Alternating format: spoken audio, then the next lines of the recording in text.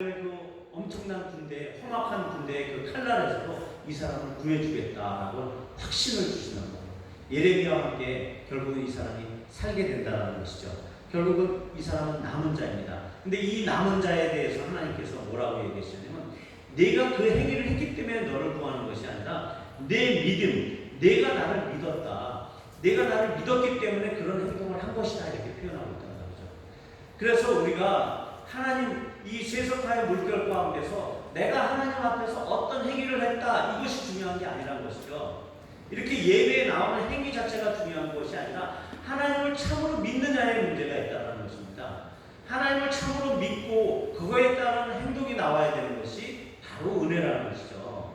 예, 우리가 어떤 것을, 선한 것을 계획하고 우리가 행동을 먼저 하고 우리의 어떤 행위를 통해서 은혜를 받는 것이 아니라, 은혜가 은혜되기 위해서는 우리의 어떤 행위보다도 우리가 하나님을 굳건하게 믿는 그 믿음이 먼저 우선이 된다는 것입니다. 이 비천한 상황 가운데 있었던, 그리고 적들이 와서 죽일 수밖에 없었던 그 시퍼런 칼날 밑에서도 이 에벤멜렉은 살아났단 말이죠. 아무리 경제적으로 어려워도, 아무리 코로나19 때문에 우리가 어떤 상황이 될 수 있는 그런 상황, 또 2차 팬데믹이 온다는 얘기가 있는 어떤 상황에서도 하나님께서는 그 시대와 동일하게 우리에게 요구하는 것은 믿음입니다. 근데 이 믿음은 우리 어떤 노력으로 오는 것이 아니라, 우리의 선행으로 오는 것이 아니라, 하나님을 믿는 그 굳건한 믿음, 우리 내부의 심령 안에 있는, 우리의 마음 속에 있는 그 믿음인데, 그것은 바로 말씀하셨던 것은 겸비한 마음을 통해서 나온다는 것이죠.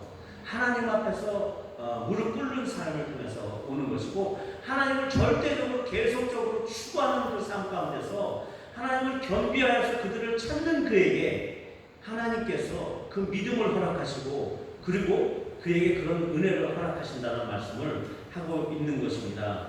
그래서 우리는 이 시대를 보면서 통탄하고 아파하면서 기도해야 되는 것입니다. 이 시대는 평안하다 평안하다 하는 자기 안에 거짓 선지자들을 다 세워놓고요, 그렇게 하나님의 목소리는 멀리하고 이세벨의 시대, 이 풍요의 시대, 개인주의적인 이 살벌한 시대 안에서 본인이 평안하다 평안하다라고 하는 자기 착각 가운데 살고 있다는 것이죠. 그런 시대는 아닙니다. 정말 적군이 와서 시퍼런 칼날로 우리에게 들이대는 시대가 곧 올 것입니다. 이제는 이 교회 강단에서 정말 동성애를 외치면 목사들이 잡혀가는 시대가 올 수도 있어요. 미국처럼, 유럽처럼. 이런 상황들 가운데서 우리의 신앙을 자유롭게 표현하거나 전도하는 일이 안 될 수 있는 그런 상황들도 올 수 있다는 말이죠. 이 팬데믹 사태가 더 간다라고 하면 어디 이렇게 우리가 모일 수 있는 상황이 될까요?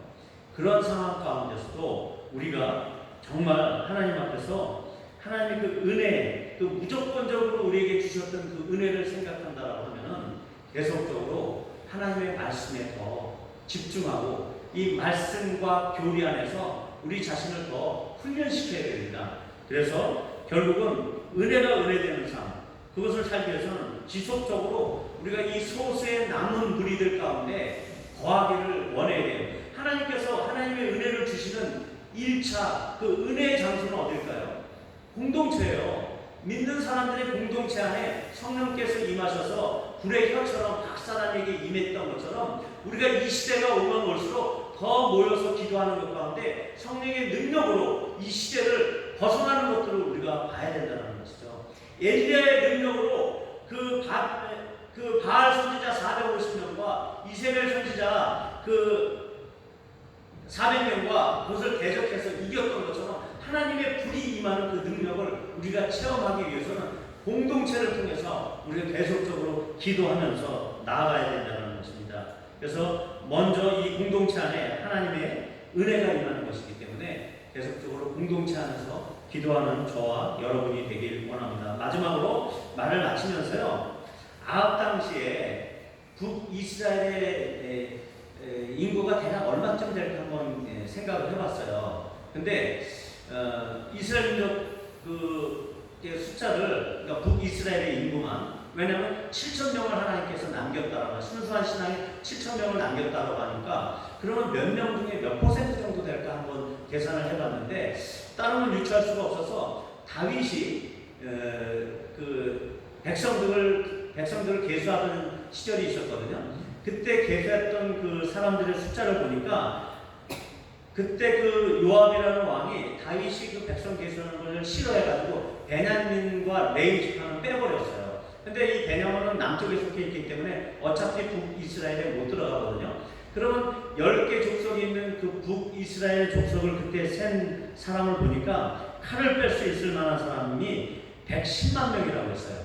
칼을 뺄 수 있는 사람. 그럼 장정을 얘기해요. 보통 한 20세, 25세부터 한 50세까지 장정을 얘기했는데, 그럼 110만 명이다 그러면 그때는 이제 그 가족들을 많이 낳는 시대니까 일단 한 5명 정도로 한 가족을 보자고요.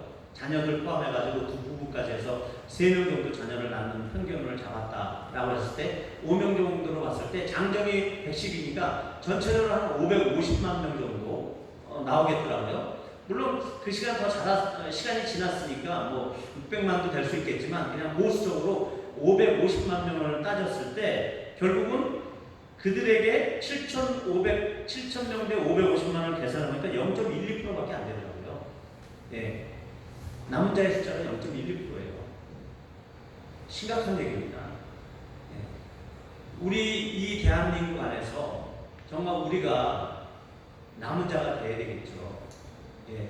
이 남은 자 몇 사람을 통해서 하나님께서는 그래도 은혜를 베풀고 계시는 거예요. 우리의 기도를 통해서 하나님께서 이 나라 이 민족을 선지자의 나라, 하나님의 선교사의 나라를 만드실 거라고 하는 이 믿음 가지시고 우리가 한번 이런 남은 자의 신앙을 회복하시고 정말 하나님 앞에서 겸비한 자, 이렇게 영적으로 쇠락하고 험악한 그 아합의 시대에서 겸비하여 주를 찾았던 그 7,000명처럼 우리도 그런 남은 자의 신앙으로 해서 계속적으로 하나님만을 구하고 하나님만을 찾는 그런 남은 자의 삶을 살도록 요청을 드립니다. 같이 기도하시겠습니다.